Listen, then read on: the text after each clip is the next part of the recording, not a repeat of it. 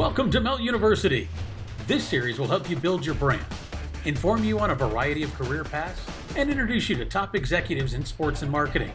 Now, here's your host, the president and CEO of Melt, one of the largest independent sports and event marketing agencies in the country, Vince Thompson. Welcome back, students. Virtual Melt University. We are rolling through the spring, rolling through March Madness, spring break. Spring is in the air. My favorite time of the year, and our special guest today, and we appreciate all the amazing guests that we've had. We appreciate all the amazing feedback that we are getting from our students at Virtual Melt University, and we're hearing from a lot of our guests that they are hearing from you. So thank you for tuning in and listening, and just the great program. Believe it or not, has been going on nearly a year now. We're into a year of COVID, but my special friend and special guest, and just from a professional and personal values perspective, J.W. Cannon is the Senior Director of Sports Alliances for the American Cancer Society. The American Cancer Society is the largest nonprofit, to my knowledge, in the country. They are based here in Atlanta, but they have taken a lot of very non-traditional approaches to fundraising, and have a lot of innovative programs that I love in college sports. Coaches versus Cancer. They've done a lot with the professional sports world. They've done a lot with the entertainment world. JW is at the epicenter of that, and has always been like at the epicenter. He and I've been, just industry buddies for a long time and bounce things off.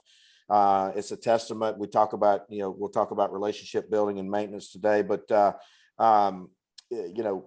James Madison graduate, then started his path with the Georgia games, and then continued, in the agency world at Octagon, and then worked on giant accounts, Home Depot. We both love game day a lot. And then it was right in the epicenter of major investments at UPS, with March Madness and Turner and CBS and the major conferences and IMG and all that.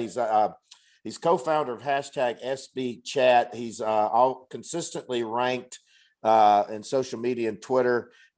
He's hilarious. I think if he decides to retire to sports, he'll be an improv comedian. But you got to follow him. On social media, and on the board of James Madison and the Atlanta Tip-Off Club. Part-time professor at Georgia State. So he's an all-around good guy and good friend. So JW, welcome to Virtual Melt University. How's that for an intro?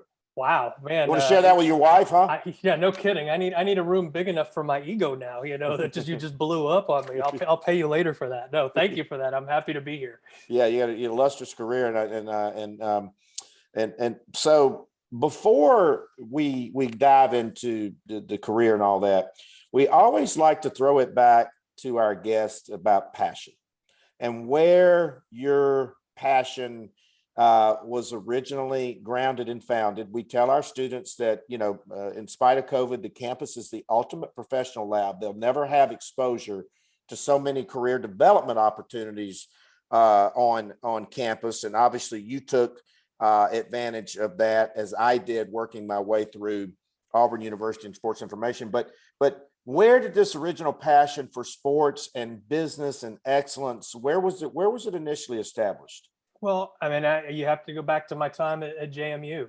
I was a multi-sport athlete at JMU. And unfortunately, like a lot of like the NCAA touts, not everybody goes pro in their sport. They go pro in something else. Right.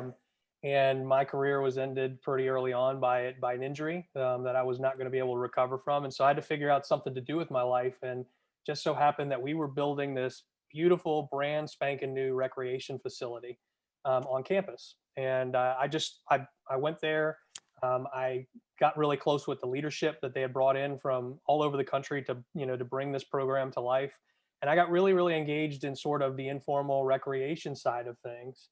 And in fact, I got to the point where I was interviewing for grad assistantships to continue on my career in campus recreation. But I said, you know what, I'm getting this degree in sports management. Unless I really, start doing some project work in the space and start doing some internships in the space, I'm never really going to know if that's the right direction for me. And so I really doubled down on my project work and really trying to do find some different connections. And sorry, I hear my dogs in the background. I love those sound effects you're mixing in. I love it. You know, my dog, Amazon visits here every 5 minutes. So of course, you know, when the Amazon guy comes here, they have to run to the front door. Right. What I was saying is, you know, I wasn't quite sure what I wanted to do with that campus recreation was what I wanted to do. And so I started doing this project work. I started really doubling down on the business side of the industry. And right before I graduated, I did an internship with what was called Advantage International at that time, which is now known as Octagon, right? Founded by some of the most powerful agents in our business, and David Falk and Frank Craighill and Lee Fentress. Had an opportunity to work under them for a semester right before I graduated. And it opened my eyes up to the possibilities and the excitement that goes in with the business side of sports. In fact, it was very strange because they represented a lot of tennis players at that time. One of my very first jobs was actually opening up fan mail for Anna Kournikova, which, if you don't know who she is, look her up on the internet. Everybody. I bet you saw some interesting fan mail. I absolutely did. Absolutely did. So it was a. I'm hoping you didn't read one from me, but I don't remember. I'll have to go back and check my files. I don't recall on that one. But you know, that was just one of many experiences, and it really sort of kind of ignited my passion for the business and being close to a lot of those guys. Of course, David Falk had moved on and founded his own agency, but Frank Craighill. David Falk's just a minor guy that represented Michael Jordan. No big deal. Yeah, just a small. He just got a couple of small clients in the industry. But you know, being that close to people to kind of help me understand sort of how they leverage athletes to solve business problems for corporations, and how they help solve business problems for the athletes themselves, whether it's, you know, helping them to set up engagement. And to me, like, that really ignited my passion for it. You know, the sports side was great. And I think everybody sort of gets into this because either they played sports or they love a team or what have you. But to me, like, putting the two together and showcasing how it makes the business world work was really what sort of ignited my passion for it. Well, I like the way you said that, you know, that, I mean, and you just mentioned, like, basically the Mount Rushmore of the greats and our heroes and Mark McCormick and all that. But you also hit on another one, but, you know, because I get these emails is like, wow, I love sports and I want to work in sports. And I'm like, well, we all love sports, but I love the fact that you say using sports and using athletes to solve business problems. And let's talk through the James Madison experience. Is that it really doesn't matter what it is on campus.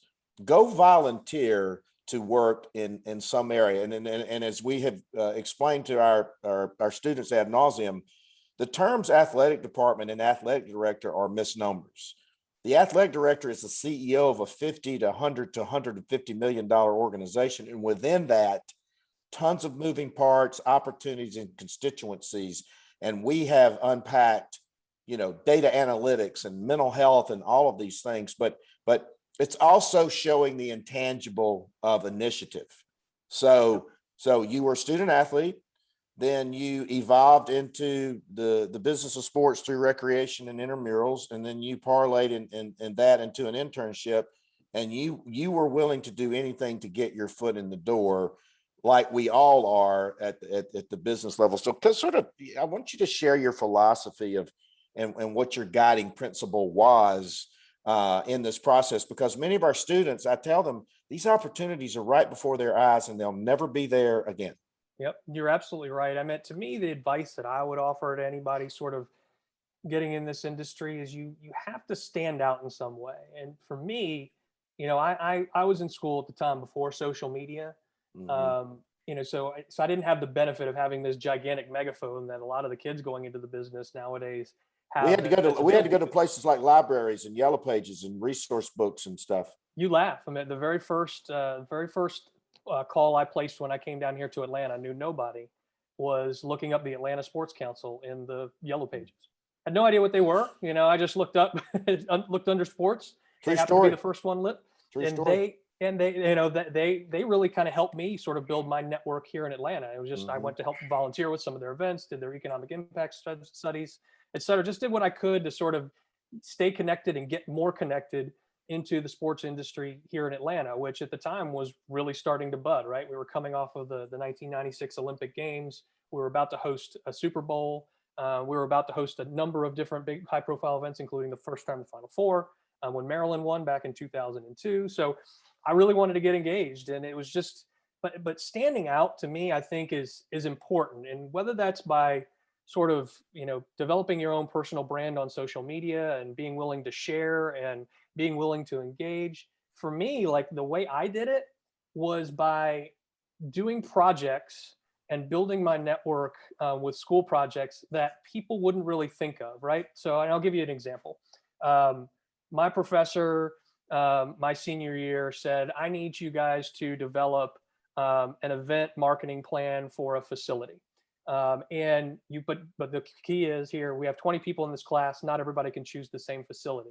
So, Wow. we're in the Washington, D.C. metro area, have access to all these fantastic facilities that you could do an event marketing plan for, including FedEx Field, Camden Yards. You could go to Scott Stadium over in Virginia. A lot of people chose the facilities on JMU's campus, like Bridgeport Stadium, but they pretty much stayed around the area. My project, I happened to be going to spring break down in Florida. The Jacksonville Jaguars had an alumni that was working for them at the time. So I just sent him a note and he agreed to meet with me. And I did mine. It was called Alltel Stadium at the time. It's now TIAA Bank, or the Gator Bowl. Everybody knows it as the Gator Bowl. But I went and did that as my project. And when I presented that, like everybody's presenting all these projects that are all around the Metro DC area that people are familiar with. And then that one sort of stood out with my professors, and that sort of let them know that I was really serious about the work that I was putting in. They were willing to do a lot more for me because I was showing the initiative to do more than what they had expected of me with these projects. And so that was just an easy way for me to, I don't want to say earn brownie points, but I can't really think of a better term to use. But at least to gain a little bit more favorability and show my professors that I was really serious about this, that I wanted to do this for a career. Well, I also think it's brilliant that you combine business and pleasure while you were going off on spring break. I think it's brilliant that, and we tell our students that sometimes the most obvious answers are the ones right in front of you. Totally. So you're like, hey, I'm going to be here for spring break. And you hit on another major nerve that we talk about a lot, is that you leverage that emotional cue from a James Madison alumni who was with the Jaguars. I mean, what the heck was the person? They weren't going to tell you no.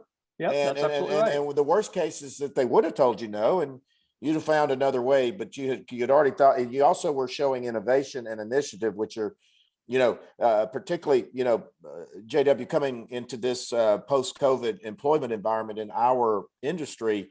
I always say it's a 100 casts to get 8, a fishing analogy, 100 casts to get 8 job bites to get 2 leads. I think it's going to be 500 to get 8 to get 2, just based on so many people who've been out of work in our industry that are willing to get back in it for a lesser job and lesser salary. So you begin this path. You picked where you wanted to be. You knew Atlanta was going to be just, crazy booming. And then you begin, you begin this incredible climb. But laced through this, and you and I are a testament to it as well, is that you've had a wonderful philosophy and strategy about relationship building and relationship maintenance. And people say, Vince, how have you been able to represent Coca-Cola for 21 years? I go, well, I never take the relationship for granted. Yep. The first 2 letters of relationship are RE, and the first 2 letters of reciprocal are RE.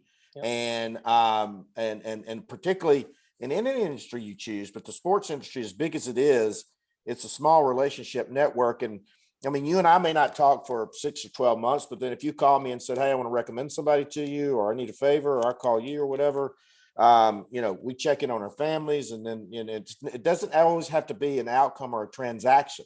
Right. Talk about your philosophy of relationship building and maintenance. Cause when the kids are 20, 21, 22 years old, there's no way they can understand it to their credit. But, I was driving Feinbaum and Musburger and Vitale around on the Auburn campus when I was 21 years old. Yep. And now I'm still friends and in business with them.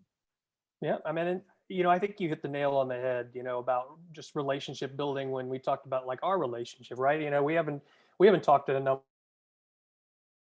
And the times that we do talk, a lot of times are more to share ideas and have a mutual value exchange and looking at it that way, as opposed to one of us asking for one another for something. And I think the tendency of particularly of young folks is their first interaction with somebody is not to just ask for their time, but to ask them to do something on their behalf without really establishing, their own credibility with that person first, right? Their willingness to engage and to ask thoughtful questions and things of that nature.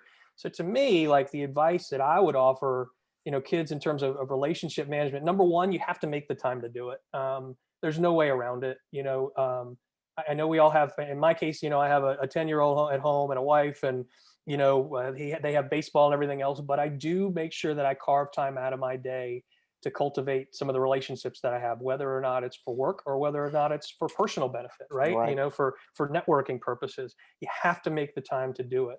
And the second thing that I would say is if the first time that you're trying to rely on your network is to help you with something, then you've already done it wrong, right? Because a lot of times the way I've found myself when I've needed my network the most, I've never really had to reach out and ask for help.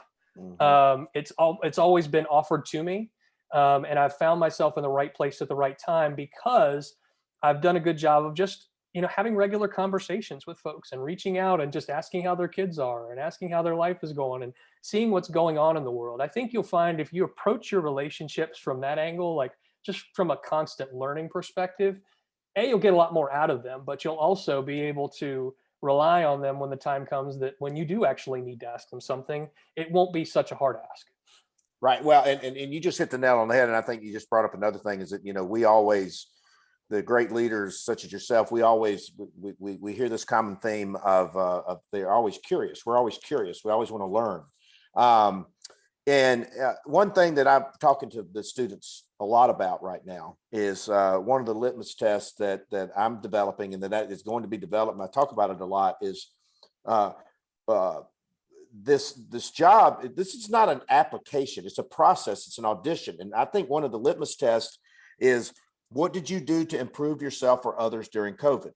Did you binge watch, binge drink, or did you learn a new skill? Did you translate that skill into a personal branding mission? Were you able to translate that skill into, understanding empathy or helping your fellow person during, all this insanity? And you hit on a point.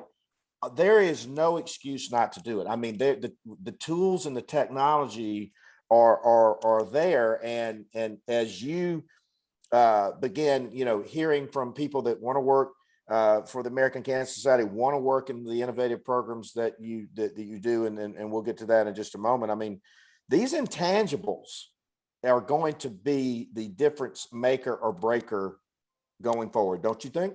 Totally. I mean, because it shows, again, you go back to that word initiative, right? It shows that they're using this time wisely to better themselves, not to sulk about the fact that they don't have a job or that the world is sort of crumbling around us, that they're using this as an opportunity to say, all right, at some point we're going to come out of this. And when we do, I'm going to be armed and ready to kind of hit the market and, show people that I can provide some value in helping them solve business problems. Right.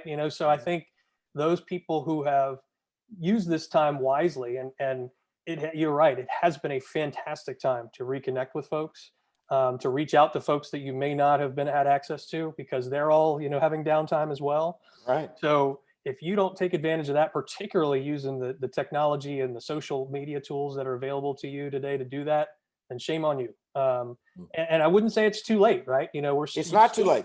It's never too late really per se, but this past year has been really a golden opportunity in terms of time availability for a lot of folks. And I think you've still got about a 3 or 4 month window before the sports world completely comes back online that you're going to be able to still access some of these folks. So definitely take advantage of that time down. But even when sports is back and running, like don't hesitate to reach out and talk to folks. Use this technology, like leverage LinkedIn, leverage Twitter, even Facebook to a certain degree. Use these tools that you have at your disposal to just reach out and ask to talk to somebody, to learn from them.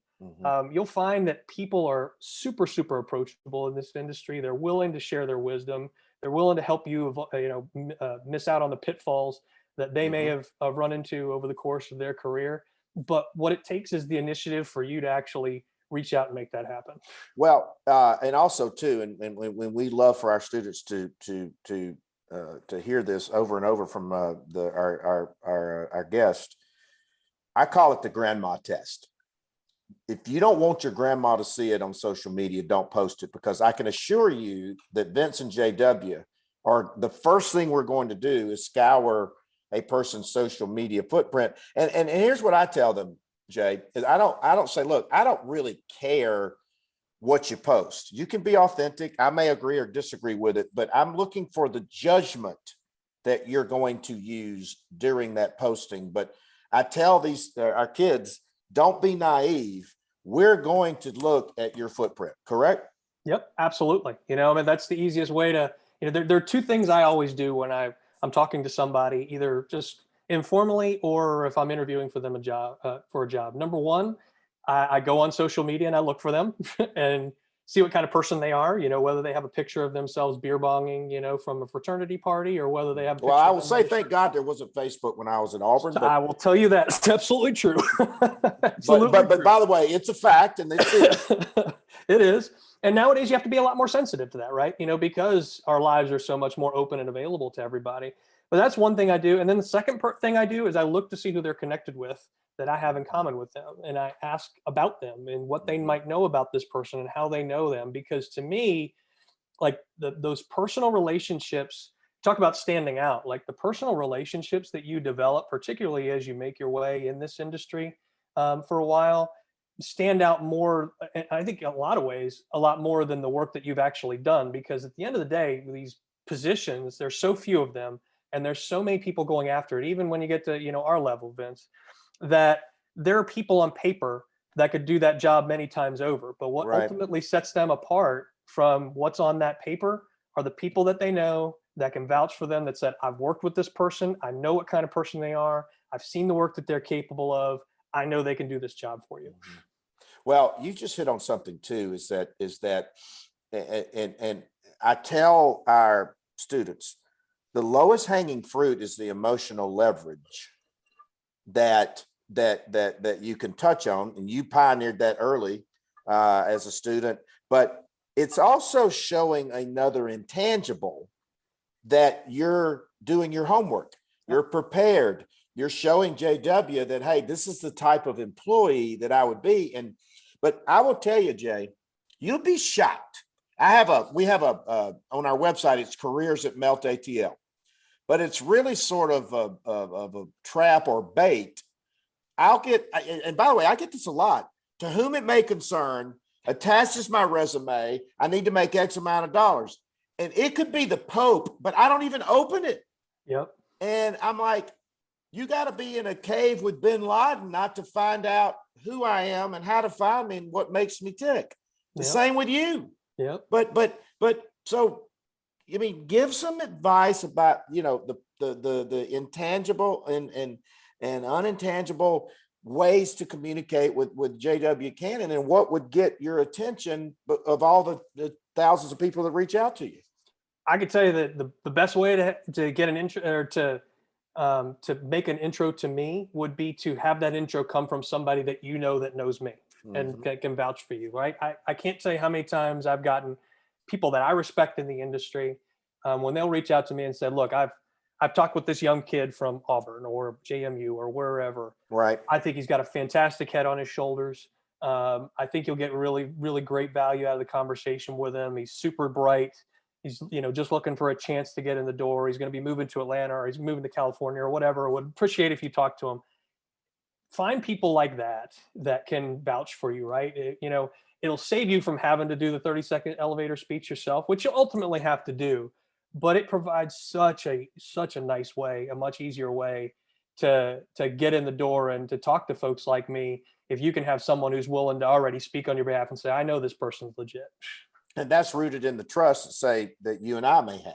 Yep. Right. I mean, absolutely. And so you lead some very innovative, I think some of the most innovative programs, and I've worked on it many, many times over the course of working on March Madness and Final Four. But talk about some of the fun and innovative programs and some of the coaches, because one thing, Jay, that we are trying to enlighten our kids about is that maybe they had not ever thought about that a cause or a nonprofit organization with a topic that's not necessarily something anybody wants to talk about, but how people can leverage their passion or causes and community and giving back. And like I said, I think the American Cancer Society and your leadership is a model for some of these programs. But tell our students about some of these fun programs, because a lot of them are going on right now.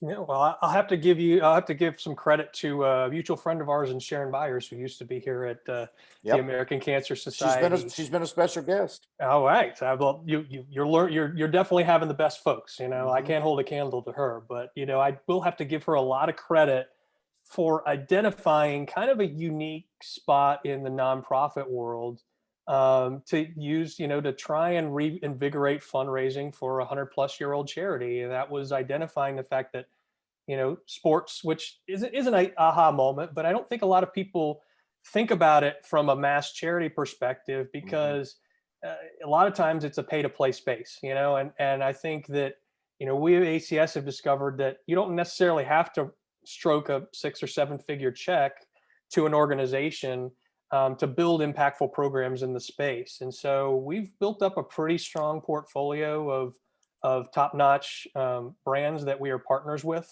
either programs that we lead, like Coaches versus Cancer, through our partnership with the National Association of Basketball Coaches, or being a beneficiary of various programs like the Crucial Catch program with the National Football League, Hockey Fights Cancer with the NHL. We've been doing some really unique things with UFC and minor league baseball. We have a budding endurance platform, of different events that we partner with. So we've got a lot of really great properties to work with in the space. And at the root of it, at the end of the day, number one, we have to fund our mission, so we're trying to use these as a way to tap into sport fan bases and the passion that they have for their sport. But to turn that passion on its head and say, let's redirect that into also being passionate about cancer, and raising funds for cancer.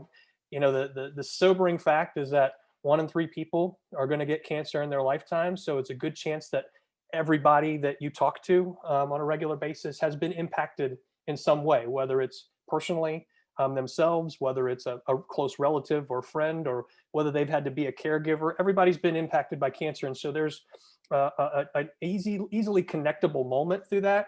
And we're able to really leverage sports as a powerful way, not only just kind of tap into that passion and tap into that, that heartstrung, that heartfelt moment that they may have with somebody who's had cancer, but also to use it as a way to tell those stories on a broader scale and show the impact of the work that's being done by the American Cancer Society. You mentioned Coaches versus Cancer as an example. It's a program that was started by Norm Stewart over 27 years ago as a 3-point challenge, where people were shooting 3-pointers and asking people to pledge money for those. And it's grown into something that over the 27 plus years has raised over $130 million. And it's no longer through just 3-point challenges. You've got coaches who are running golf tournaments and galas, and you've got coaches who are out raising funds by calling on major donors to help support it. We're developing unique digital programs like what we're doing with the Final Four this year, with March Madness this year, where we're auctioning off some of these really custom designed sneakers. I love those sneakers. They're fantastic, and we've gotten some really fantastic designers to do this awesome work. And I had dinner last night with the CEO of Converse, and he was talking about, we were talking about the custom design and how unique and cool of them. And my only regret is that, Auburn, we self-banned this year, so I wasn't able to get a pair of Auburn sneakers.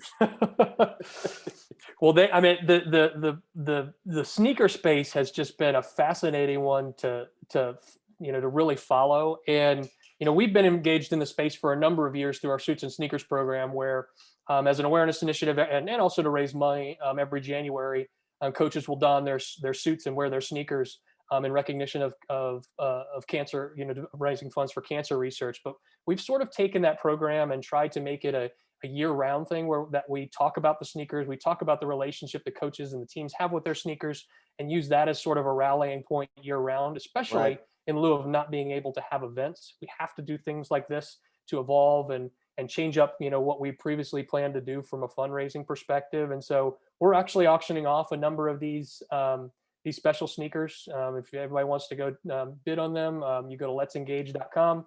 And there we have sneakers on there from Fran McCaffrey of Iowa, from Lon Kruger, who just retired yesterday, from Oklahoma, from coach at USC, from Creighton. So we've got a number of different folks on there and have these awesome custom sneakers on there. Go bid away and help us raise some money for cancer research.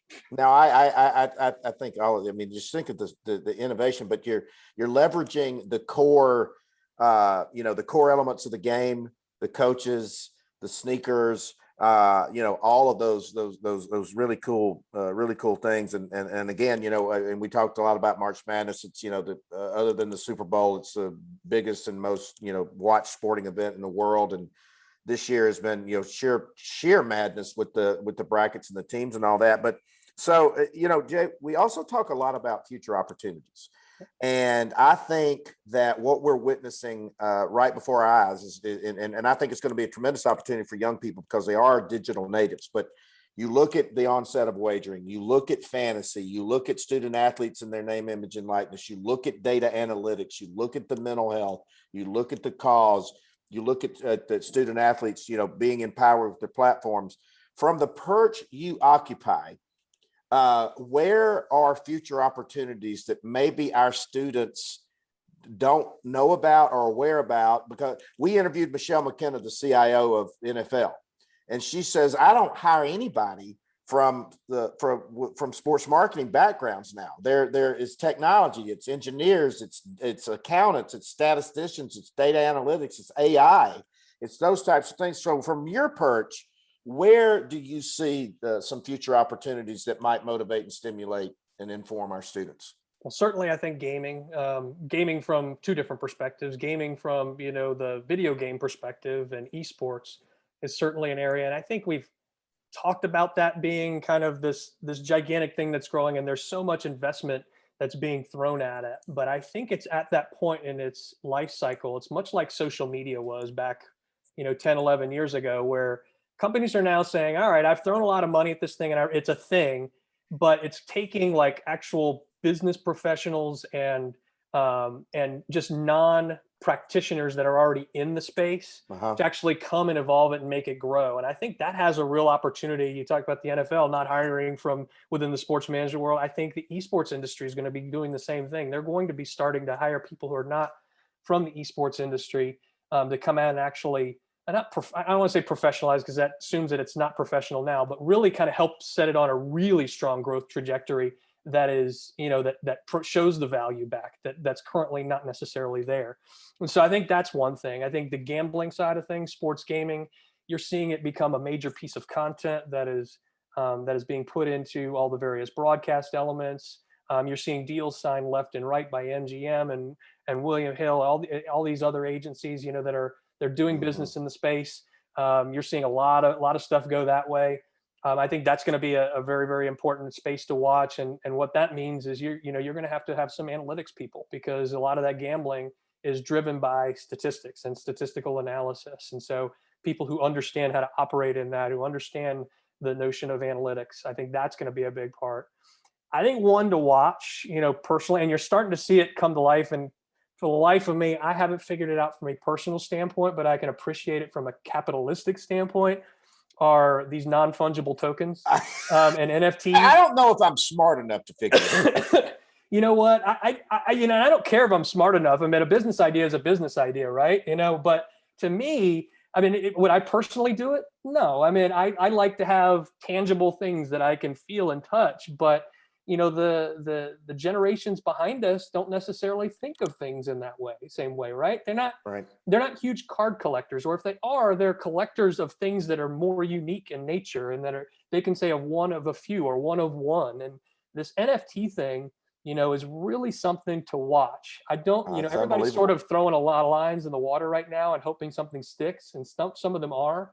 And I think the people who get in early right now, there's really, really going to be a lot of opportunity, I think, in that space coming up as well. Because, I mean, while it's the Wild West right now, somebody's going to figure out how to get their arms around it and really monetize it. And, we've already got blockchain, but how do you turn this new, kind of version of non-fungible tokens on? It's going to be fascinating to watch. Well, who would have thought 5-10 years ago that people would pay to watch other people play video games? Yeah. Who would have thought 5 to 10 years ago that people would pay enormous amounts of money for memorabilia or collectibles that are in a crypto or digital format? I still have, I'm saddened by this, but I still have every ticket stub and press pass of every event I've ever worked. And now it's all, ticketless and transaction. I'm like, oh my God, it makes me so sad. But I like to say, who'd have thought, now with the wagering, like you're not necessarily loyal to your old team, like the Falcons or the Saints or the Auburn. You're loyal to the person or the impact that play is having. A micro transaction within a game. Is Brady going to score the first touchdown in the Super Bowl? What's the length of the national anthem? Now we'll tell you, it's made it a lot more fun from a fan engagement perspective. I think Fan engagement is totally being redefined, and it may not necessarily mean that we go to a game, but I can be at home watching a game, and my son be at his room in Athens. And, we're having some friendly wagers going kind of back and forth. And so I think that this is going to be, it's going to be a fascinating trend for your organization when you can truly incorporate student athletes into the fundraising aspect, because this generation is very cause oriented. So I think it's and again, like I told you, I'm having so much fun now because even ideas I was bringing into boardrooms a year ago when I was getting thrown out of, now they're like, Mel, maybe that's not such a bad idea. So you did hit on another thing, and I want to go back to is that always be prepared to talk to JW. Always show him that you've done your homework on him and his role within the organization. And show that value that a potential entry-level employee could bring to you and your staff and your programs and your efforts, because I can assure you others are thinking that strategy. Yep, 100%. I keep a folder on my desktop of all the folks that I talk to with some notes on it. If they send me a resume, I keep that in a folder and I make some notes on it. And it may be a year from now, it may be 2 years from now, but I often get stuff that comes across my desk, for entry-level folks or folks who are within the industry saying, hey, I'm looking for this type of person. And I will go back in that folder and I will say, here's 3 or 4 folks. I don't know if they're still available, but based on the conversation and the notes, I did the same thing. I mean, and I think that you just need to treat every interaction that you have like it's a job interview, even though it may not be, but treat it like it is, show some mutual respect, be respectful of their time, right? Because, we have other things that we're having to do with our jobs. We're having things we have to do with our kids or our families. Be respectful of that time, ask good questions, use it as an opportunity to make that connection useful for everybody, right? Make sure that it's worthwhile. Well, that is spot on. And so I can't let you go today before I want you to tell our students how they can follow you, but I also want you to talk about the success you've had in the social media world, and your posts to me are just hilarious. And obviously we all need a little levity right now, but give us a little background on your awards and your designation and how to follow you. Sure. Well, you could follow me, JW Cannon and LinkedIn. I'm always willing and open to LinkedIn with folks. My handle on Instagram and on Twitter is @CannonJW, CannonJW. I use those those handles as a way to just communicate some humor about life, right? I don't tend not to take myself too serious. Right. That's another great piece of advice. Be self-deprecating, right? Absolutely. It will go a long way, long way. And, to me, I try not to take myself too seriously. And of course, I think I can probably get away with a little bit more what I say on social media at this point in my career than a lot of the kids who might be listening to this can. But so don't use me as the shining example of Right. of how you enter yourself into the social media space. But to me, it's a way of constant learning, right? Because it's a way for me to keep up to date with what's going on with trends. It's a way for me to get up close and interact with people that I can't see or shake hands with. Particularly with COVID. Some places, I have lots of friends on social media that are in complete other countries on the opposite end of the world, that I only get to see if we happen to go to the same conference together or something along those lines. But to me, I use it as a way to constantly learn. And, I go back to one of my positions at ING. And this was right when social media was becoming a thing. And someone in a boardroom said, hey, this social media is a thing. Who wants to volunteer and figure this out, how we might be able to use this to ultimately sell more retirement products, right? And connect with more brokers. And I said, well, I'll try it. And the only way to do that for me was to dive in head first and just say, all right, I'm going to commit to it. I'm going to figure out what my niche is. And lo and behold, that was 2009, 12 years later, I'm now, it's just become part of who I am. No, when I see your humorous post, particularly about your son, and obviously, my boy now it's 21. Yep. He's at Georgia. He's big boy. He's gone, but all that. But I just, it makes me check. Kind of reminds me like you're sort of like a Tim Allen, and it just makes me laugh. And under the header, you can't make this stuff up. The wit and wisdom that comes out of the mouths of babes. I mean, it's just crazy. But this has been so good. First of all, we really appreciate your time. We appreciate your commitment to the industry. Appreciate your commitment to always being there to help others. We're hearing just a lot of success stories where one of my missions of this was to create networking and relationship building environments for our students who could not get out and go visit, people in offices now. So now they can reach out to you on LinkedIn and say, hey, I heard you on the podcast and I learned this from you and thank you so much. And then all of a sudden they're beginning to build those relationships. But, J.W. Cannon, all around good guy, Senior Director, Sports Alliances for the American Cancer Society, some of the most innovative programs that are going on out there. We certainly appreciate your time, wit, and wisdom for the students of virtual Melt University today. Always happy to do it, Vince. And let me know if I can help any of you guys out at any time. You know where to find me. Thanks, Vince. We hope you've enjoyed today's virtual class. We'll be back soon with a new edition of Melt University 2021.